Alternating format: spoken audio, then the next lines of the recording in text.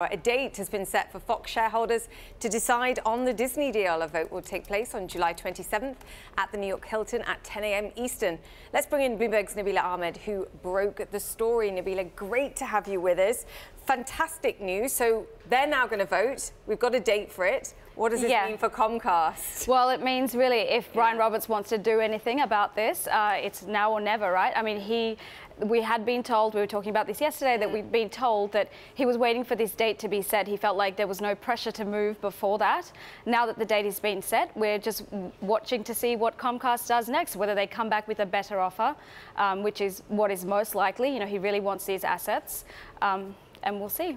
And you were reporting yesterday as well the prospect of perhaps tying up with private equity as well, depending on how high the price gets here, actually trying to offset or at least share some of the potential burden here, particularly in light of what we can argue is sort of reticence among shareholders of Comcast at this moment.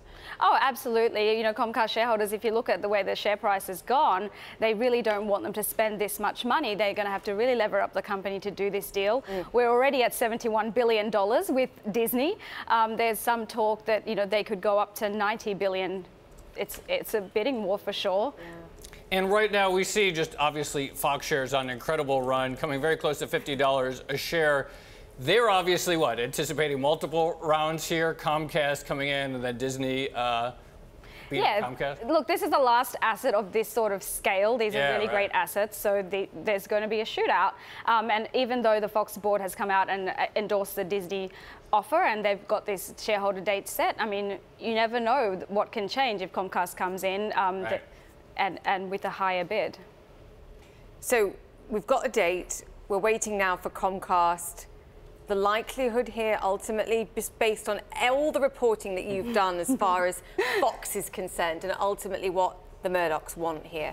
Well, remember, this is the second time the Murdochs have overlooked Comcast's interests. And both times they've highlighted regulatory concerns. They're really worried that the Comcast deal may be delayed or even derailed by the regulators, and they don't want that. They do want to wrap this up. And remember, there is a time value of money. Some Fox shareholders believe that Comcast would have to come in at least a 10% premium to make up for the fact that they would be delayed in getting approval. Yes.